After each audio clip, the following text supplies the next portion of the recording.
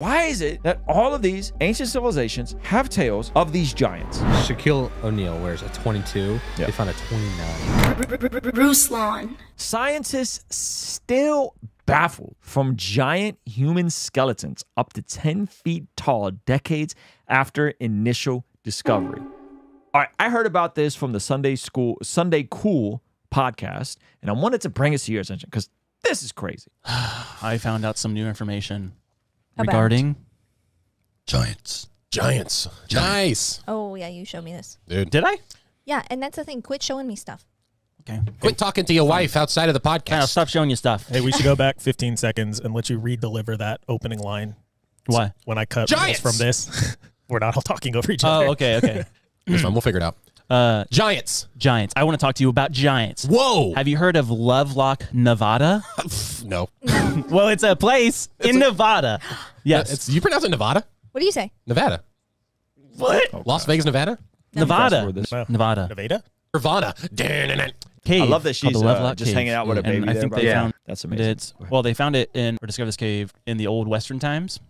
And they went in there because these guys were searching for guano. They were Bat guano. Really? Why? Because it makes good fertilizer. So they're looking for guano. Big white guano. And they came across many skeleton remains, that of which the majority of them were giant skeletons. And I said this before in the last one, but these giant skeletons had red hair, right? Weird. Red hair, giant skeletons. Danger. And these skulls, they were in a museum for a while. But How big are these skulls? Like massive? They said like from 7 to 9 feet tall. These skeletons. My Oh my gosh. And it was like these. That's crazy. Skulls were like double that of our skulls or whatever. So the human head and the giant head weighs 16 pounds. How much? Oh yeah. I made that up. That's from Jerry Maguire. So they found this, and they had to recently. They did like some sort of ceremonial, buried the skulls or whatever because it was on Native American land. What they still have remaining in the museum are like giant clothes. Okay. And a shoe the shoe was 15 inches long, which would fit a size 29 foot. Dear Lord. Wait. Okay, that's enough. Go to the article. Yeah. Okay, we got to look at this. This is crazy stuff. Size 29 sandal. We were able to track down a story. A series of mysterious giant skeletons. Now, you guys know where I'm going with this, right?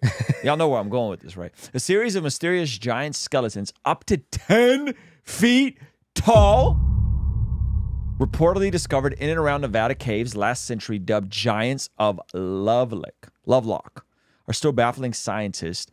Decades later, the claims about supersized humans who roamed the area around Lovelock, a town 90 miles northeast of Reno, thousands of years ago, are rooted in Native American lore, which tells of fierce, red-headed, pale-skinned giants who arrived from Central America by boat and attacked local tribes?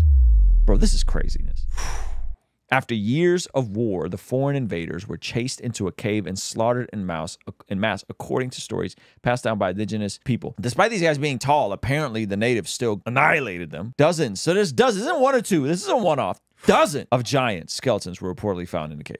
Experts believe the tale of the giant warriors' violent extermination is likely a legend, but reports of discoveries made in the area of Lovelock decades ago have continued to raise many unanswered questions. Yeah. The first foray into the Lovelock Cave was made in 1911 when a pair of miners searching for guano, or bat excrement, used as fertilizer, allegedly unearthed 60 human skeletons, including some measuring 7 and 8 feet tall. Now, obviously, this guy's an NBA that's 7 feet tall. We had Jonathan Isaacs. He's well above 7 feet tall. Yep. But 8 feet tall? 8 feet tall? That's craziness. The extraordinary find was mentioned in a 1935 biography of mining engineer John T. Reid, but no evidence proving the existence of the Gargantum remains ever materialized. Okay, that's interesting. So they found them, but there's no evidence of them?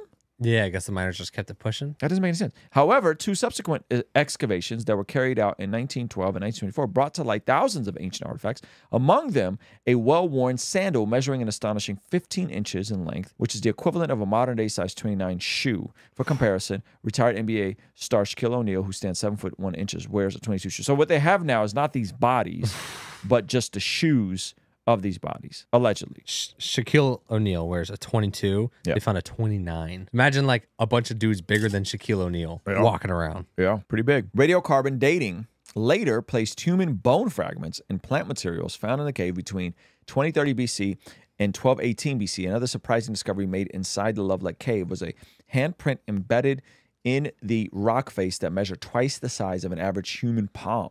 Some years later, an article published in the Nevada Review Minor in 1931 announced that the discovery of 2 mummified skeletons in a dry lake bed outside Lovelock. The remains reportedly measured 8.5 and 10 feet respectively and were described as having red hair. Although some experts believe the red tint to the hair could have been caused by exposure to the environment, the appearance of the skeletons dovetails with the Paulit tribe's stories about a group of giant red-headed barbarians known as Saitika. What happened to them? What happened to these bodies? The legend has it that the Saitika came to Nevada from a distant land some 3,000 years ago after crossing the ocean in boats made from the bulrush plant. The fierce newcomers were said to have attacked the local inhabitants. Bloody years-long conflict. Finally, the various tribes in the area joined forces to hunt down the exterminate the barbarians. The last of the redhead giants were said to have sought refuge in a Lovelock Cave, but the shelter ended up being their tomb after the natives fired arrows at them and started a fire at the mouth of the cave. The story goes on that all giants were slaughtered in the attack. So you thought. The tale of the towering Auburn-locked barbarians echoes a legend that Spanish 16th century was telling an ancient Peruvian tale about a race of giants who came. So why is it that all of these ancient civilizations have tales of these giants? Crazy. Right? And what do we see? We see in Genesis 6, the Nephilim, but then we see Goliath. Yep. Right? And the folks who David fought, and Goliath was this giant. Right? Yep. Some of the men were so tall that from the knee down, they were as big as the length of an ordinary fair-sized man. From the knee down? From the knee down? We're talking 16 feet tall now? That's crazy. I just find it extremely interesting that all these cultures from antiquity find these big old 10 feet tall, whether they're myths and legends or whether there's physical evidence with the big shoes and the bright. I wonder what happened to the mummified bodies of these things if they just kind of fumbled, the miners and the archaeologists just fumbled it. Yeah. There would be some people that would say these are the quote unquote aliens that came down and had more advanced technological things and built many of the civilizations and the pyramids and all that kind of stuff, right? And that's how you see all these things that are happening in Egypt, and there's pyramids in South America and North America. There's that theory. Or the theory that I think we would hold to is perhaps they're some sort of hybrid interdimensional being, right? Wow. And perhaps aliens came out of these. Who knows? But it is interesting nonetheless, and it definitely spooks me out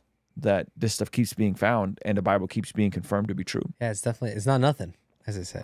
According to the Bible, that prayer is extremely important in terms of us being transformed from the inside out when we get aligned with God's will. For the Christians watching this channel, I want you guys to implement these spiritual disciplines in your day-to-day life. And the only way I've been able to do this consistently is through writing down my prayers in a prayer journal that does a few things. One, it allows me to reflect and come to God humbly and ask Him to move on my behalf. And two, it allows me to document my prayers, which ultimately help me remember the very things that I was praying for and see the hand of God tangibly in my life when He answers them. So I would urge you, consider writing down your prayers.